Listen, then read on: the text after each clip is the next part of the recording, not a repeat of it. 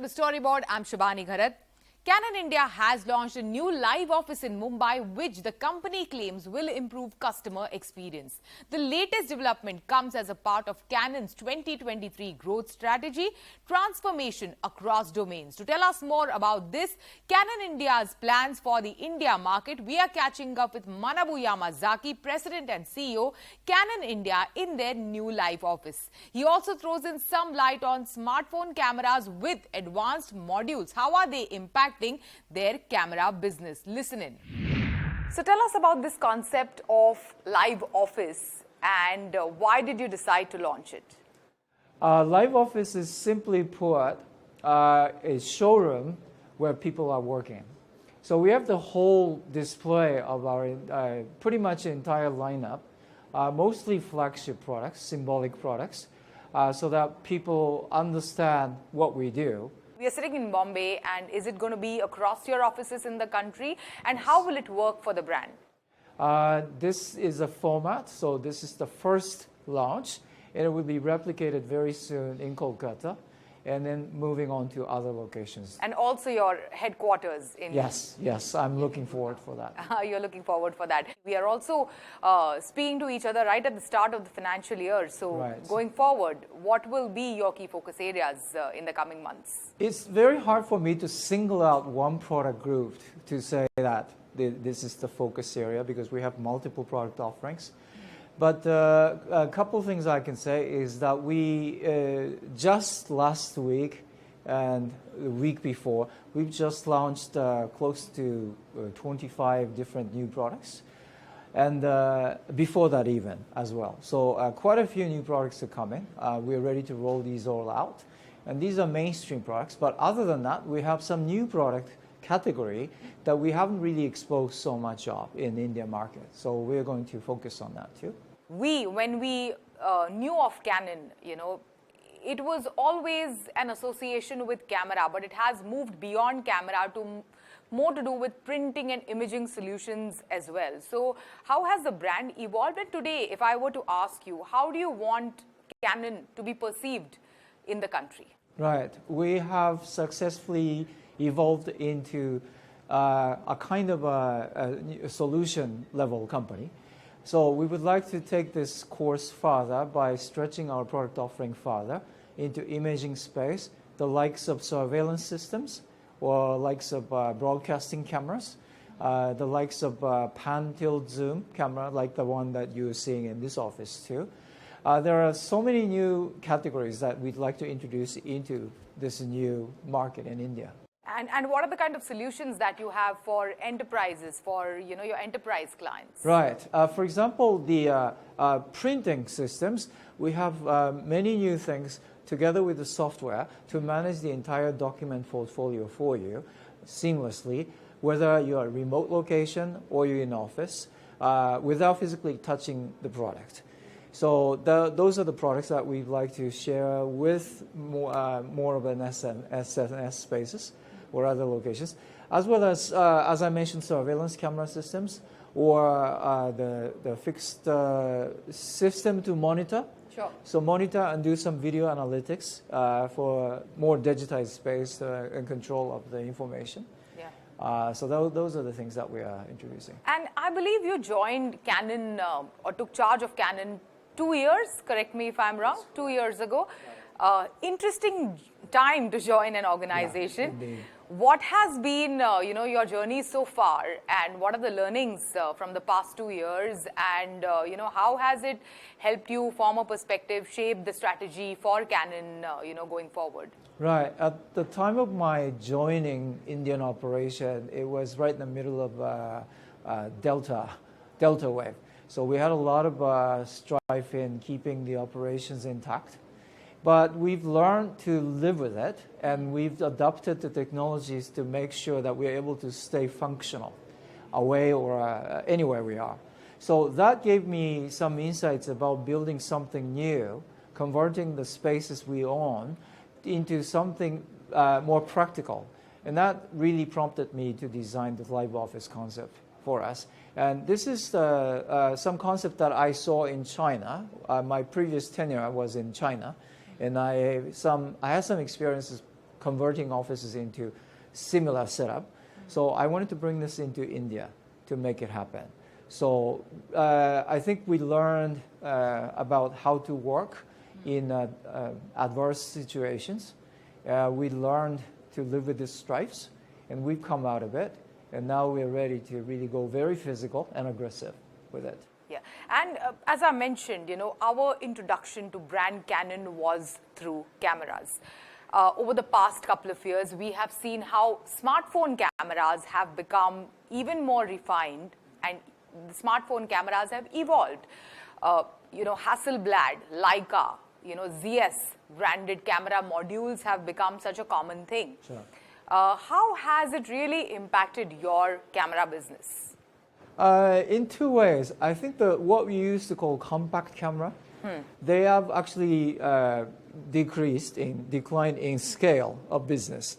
It's still there, but it's rather small compared to the previous time. Whereas the mirrorless cameras or cinematography that combines the videography into still photography, they're actually on the rise, because probably two of the reasons. One is probably business-oriented usages. You have this big space of OTT over the top, the internet stations, as well as the cinema industry, as well as a religious institute, which will need to broadcast. So they've all started taking up all these equipments to upgrade their system instead of going to the smartphones. And then the consumers, per se, they have probably found this new joy of doing something on their own for better photography or for better videography on their own, and uploading and sharing with people. These things can be done seamlessly as well with our equipment. So as a result, our sales for these product segments have been on the rise, and we're just trying to catch up with the demand for the time being. But also, when it comes to filmmaking, for example, which is also like filmmakers use Canon devices, but also now these smartphone makers have been, collaborating with filmmakers and has been a part of, their launch presentations over the past many years. Your thoughts on this, like using a smartphone camera instead of a highly technical equipment and presenting it as like a pro device to the consumers? I think in order to produce a large screen videography or cinematography, you need high-end lenses to capture the image in details. And these fine-tuning really requires a lot of technical inputs and technical capabilities. The smartphones only come with the smaller size lenses. That probably requires further refinement to reach the level of those professional equipments. And of course, there are innovations happening day-to-day basis, and so does that innovation to our product offerings. So it is, I think, a constant learning process for us to see what will be the optimum product mix for us to offer in this different diverse group of needs there, and a diverse type of products being offered there. Thank you so much. Thanks for joining us today. Thank you very much. It is time for a short break. On the other side, we have Vahdam founder Bala Sarda speaking about how has the brand grown and evolved and what's next for this global Indian brand. Welcome back. One of India's leading and fastest growing homegrown wellness brands, Vahdam, has an interesting playbook that saw it grow significantly by first marking its presence across the globe. So how did Vahdam go from India's tea gardens to Oprah's recommendation list and the Oscar hamper? Founder Bala Sarda speaks to Dilshad Irani about how the brand grew and has evolved and what's next for this global Indian brand. Hello and welcome to Storyboard 18, Bala. It's lovely to have you on the show. Thanks for having me, Dilshad. My pleasure to be here. So Vahdam and you have had a really fascinating and interesting journey so far. And it's interesting to me because you have sort of managed to sort of establish the brand in a global market in a fairly short amount of time. So if we could just sort of dial back and talk a little bit about what the sort of the key points in your strategy has been so far, in terms of what's the secret sauce. Let's just talk a little bit about that first. Absolutely. So no, thanks, Dilshad, for having me once again. I think, honestly, there's no secret sauce. When I started Vahdam, 7.5, 8 years back, I think there were 3-4 things which I noticed in the market. Of course, when you go deep in your market research, when you talk to consumers, which is what led us to start Vahdam.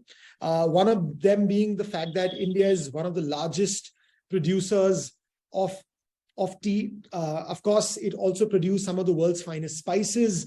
To give you some numbers here, right? 25% of the world's production of tea happens in India. 80% of the world's turmeric, for example, which is one of the most popular spices in the world, is done in India.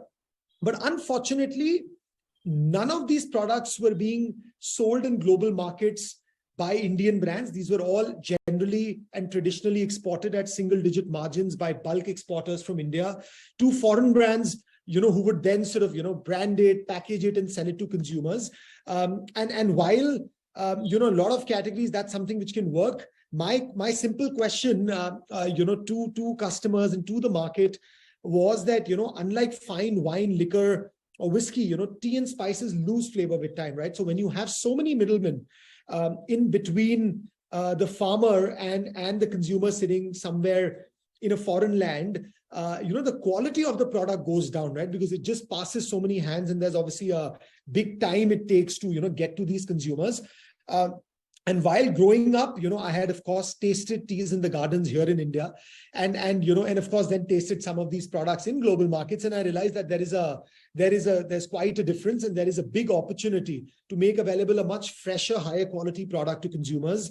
The second insight was actually in terms of, how we believed that there was a gap for a brand. And again, very, very simple analysis that, when you look at our consumption patterns as consumers, right, we generally trust products from origin, right? If you want to buy wine from France and chocolates from Switzerland and, your apples from Kashmir and Alfonso from Maharashtra, mangoes from Maharashtra rather. But for some reason, I realized that Twinings of London was selling more Darjeeling tea, and a Starbucks in the US was selling more chai than any Indian brand was even remotely doing, right? And I said, just does not make sense, right? Because the consumer is expecting a more authentic product direct from origin. And if we can sort of take that with a very genuine story, I think, there is an opportunity to also differentiate on the brand piece. And Dilshad, I think thirdly was around distribution. A consumer brand is as good as its distribution is, because, we were very clear that, of course, in a foreign land, having an exceptional quality product, a very strong and authentic brand story are something very, very critical. But how do you get this to consumers, right? It was very easy to say that we will build, and this was a 23-year-old me 8 years back, with a very ambitious idea of, building a global brand, which nobody had done in a category where we had a ticket to win, right? It was not something, something which was something outside of that scope, right? It was something we had a fair ticket to win, but still nobody had been able to do anything. And the reason that was distribution, right? Because how do you go and build trust as an Indian brand? How do you distribute your product? How do you reach the millions of people and tell them their story? And I think that's where the internet came in.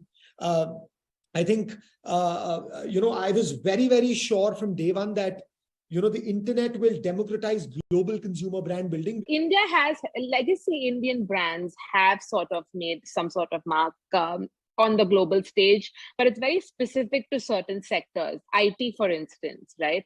But when it comes to more consumer-facing brands, brands like, for instance, yours, it's been a different story. But if you were to distill your thoughts into how sort of it's evolved for made in India brands on a global stage, and we're not just talking about the traditional sectors like IT, but how would you distill how it's evolved over the years, to sort of the perception of India and the perception of made in India brands on a global stage? Yeah, no, Diksha, that's a very, very relevant question. And you're absolutely right. I think, if you really look at across industries, right? Look at, of course, you mentioned IT, if you look at BPOs, if you look at even apparel for that matter, right? India has been the back end of all of these industries, right? For this last several years.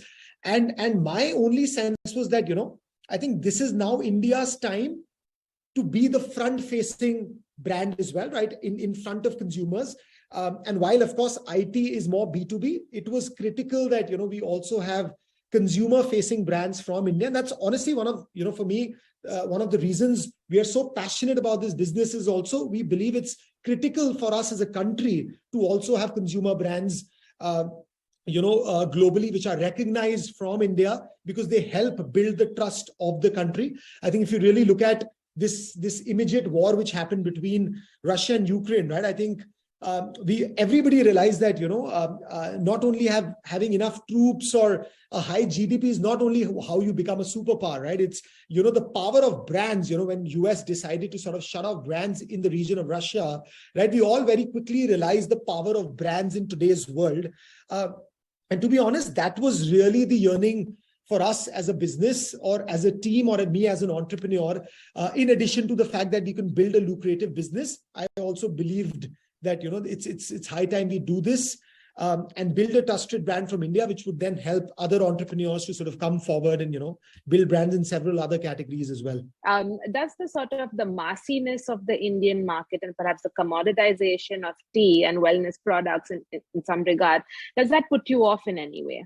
No, absolutely, Dilshad. I think two very important questions. One, to sort of set the record straight. I think for us, India was always about when should we do India rather than if we should do India or not. I think India is an incredibly large tea drinking market, a very large size market. But for us, the idea was that, in the 24 hours we had as a company, as a team, as an entrepreneur, we decided that creating impact outside will be more beneficial for us initially. So that's number one. And that's why we chose US and, Europe as markets to initially focus on. And, of course, they are also larger markets in terms of size in this category. And we will continue to focus on them. That said, I think India, we are now looking at India very, very seriously because, I think post the pandemic, I think there has been an upward trend anyways in the consumption of products in the wellness space, tea being one. And we believe it's now the right time for us as a team also to sort of look at India. It is time for a break. Up next, on the sidelines of Tecno Mobile's new ultra-premium smartphone launch, we are catching up with Arijit Talapatra, CEO at Tecno Mobile India, speaking about making an entry into the ultra-premium segment of smartphones. What is it like being a late entrant in the highly competitive Indian smartphone market? And also joining us for a conversation, we have a special guest on the show, Ayushman Khurrana, who speaks to us about association with Tecno and how he chooses to endorse his brands. Welcome back, and now we have Arijit Talapatra, CEO at Tecno Mobile India, speaking about making an entry into the ultra-premium segment of smartphones in the country with their first foldable device, making it big in the Tier 2, Tier 3 markets. And what is it like being a late entrant in the highly competitive Indian smartphone market? Also joining us for a special conversation, we have a special guest on the show, Ayushman Khurrana, who speaks to us about his association with Tecno since 2021 and how he chooses to endorse his brands. Arijit, welcome to CNBC-TV18. Thank you so much. Arijit, with Phantom V Fold, you are entering into the ultra-premium segment. What is going to be your strategy there? How are you carving your own space in this in this ultra-premium smartphone segment in the country? We have already seen that 6K to around 25K we have mastered, and we have a complete range of products which did very, very good. But when we launched our Phantom X2 and X2 Pro last year end, it gave us a lot of confidence that we can actually get into the ultra-premium segment, because Tecno is known for segment first or India first. We did it with a retractable phone, with the Phantom X2 Pro, it did extremely well. And now with the Phantom V Fold, we are getting into a fold segment wherein we are getting into specific features. Like if I talk about fold, what does a customer want? Customer wants a phone which does not have any crease, because once you open the phone, the display should not be divided. That is what fold is all about. Yeah. So that is what our Phantom is all about. Yeah. This hinge, this is extremely good quality. We have tested it 2 lakh times. Like if you open it 2 lakh times, nothing will happen. The camera. So what a consumer wants a product which is extremely premium. The looks has to be very good. But then at the end of the day, it also has to fit his pocket. Yeah. And it is priced well, almost half the price of the other foldables available in the market with the introductory offer. Moving on, Tecno has been a fairly late entrant in the Indian smartphone market. Yeah. What is it that you have done over the past 8 years? Correct me if I'm mistaken, 8 to 9 years? 5 to 6 years. Yeah. So tell me, what is it that you have done right in the past many years in the Indian smartphone market to create a niche for yourself? Very good question. In Tecno, we always talk about vocal for local. We say we are a global company. We are a global company. We are there in more than 70 countries. But in each and every country, we have a complete understanding of the local sentiments, the local requirements. So R&D teams are working very deeply in India. And as I said, we have a segment from 6K to 100K.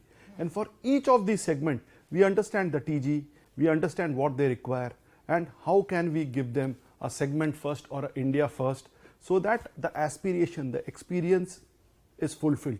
That is what we are doing with the Phantom V Fold at a price which is sub 100K vis-a-vis a competition. You know the price. And for each and every spec that we have, we are plus than competition. And that makes us very, very happy, and a completely made in India phone. We have a big market below tier 3. Tier 3 also, below tier 3, people think a fold phone or a high premium segment phone cannot sell. But as I said, 40% of the consumption is below tier 3 and below market. For us, metro, tier 1, as well as tier 3, tier 4, we have consumers everywhere. We have a distribution network everywhere. We have the service centers everywhere. So we are very confident with the kind of products that we are launching offline as well as online. We will be very good. Since you mentioned tier 2, tier 3 markets, if you can tell us, the kind of strategy, that works over there, what is the consumer looking for in these markets? The consumer is looking for a phone which is very, very strong in terms of specs. The experience has to be very good. He is little apprehensive about the quality, because at times when you go deep down the pop strata, maybe service centers are not there. So service is of prime importance. So all these things put together, the entire bouquet, Tecno is there. Thank you so much. Thanks for speaking to us today. Thank you so much. Pleasure. On the sidelines of Tecno Phantom V Fold launch, I'm catching up with the charismatic, the charming and very talented Ayushmann Khurrana. Welcome to CNBC-TV18. Thank you, Shivani. Thank you so much. I must tell you, at the at the start of the interview, you really impressed us with your tech knowledge. During the presentation. I think I'm just about okay. I just keep it simple. Come on, 21 GB of RAM and so many nits of brightness. Who does that? Since I'm the brand ambassador, so I need to know the product. That's about it. Otherwise, I'm a right-brained person completely. Yes. So 2 years of your association with Tecno. Tell us about the association so far. Great association. I've launched a couple of phones before. This is the third one, and this is like a giant leap because we've dealt with phones earlier which were catering to the masses, and this one is a like ultra premium segment for the first time, and they've made it accessible, and that's the best part. And what is the best feature that you like about this particular device? I think the seamless screen.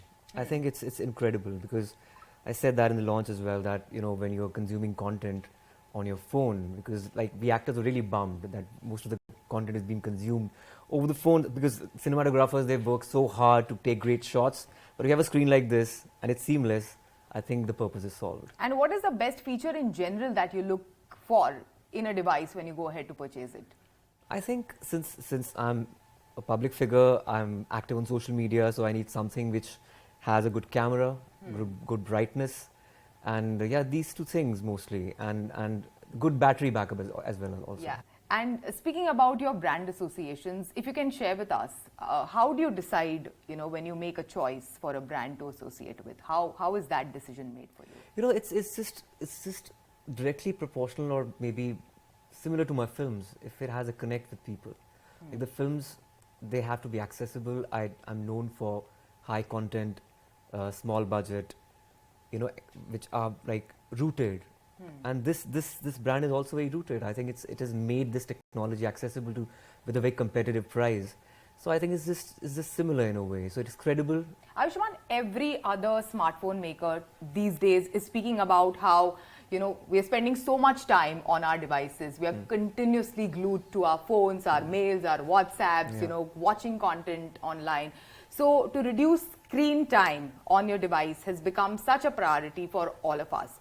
So how do you do that? Do you do that actively every day? Do you do that absolutely? Absolutely, because, you know, I log out of my Instagram every day. You log out of I Instagram? just log out because it's just an addiction, because you just keep on scrolling and checking, and the kind of information you're gathering, because if your brain can just absorb 10 pieces of information, you're absorbing probably 15 a day, which is not right. Aap kaam kaise karoge? So you also have to, you know, look out for your character in your films, read your scripts, and, you know, spend time with yourself as an artist. So it's very imperative to have that switch off button, because otherwise you'll be going mad. It's not just for the artists, I think it's for everyone. Logging out of Instagram, Yeah. but what about the other apps and the other platforms? They are still logged in. Because like a WhatsApp is still logged in, or Netflix is still there. I'm not very active on WhatsApp. I'm more active on the text messages, only because of that. Yeah. Because WhatsApp is like just, but at the same time, I think it's ever consuming. This technology is at the flip side. But I think we need to just control that, because it's just so addictive. Before it controls our It is lives. controlling us already. And then what do you do when you keep that phone aside? I read, I sing, I write poetry. Yeah, can't say I watch films, because that's also kind of screen time. So yeah, you need to indulge in like sports or other activities, otherwise I think we are doomed. Perfect. Thank you so much. Thanks for joining us today. Thank you, Shivani. Thank you so much. With that, it's a wrap on Storyboard this week. You can catch all of our content on Facebook, Twitter and YouTube. Thanks for watching. We will be back same time next week. See you soon.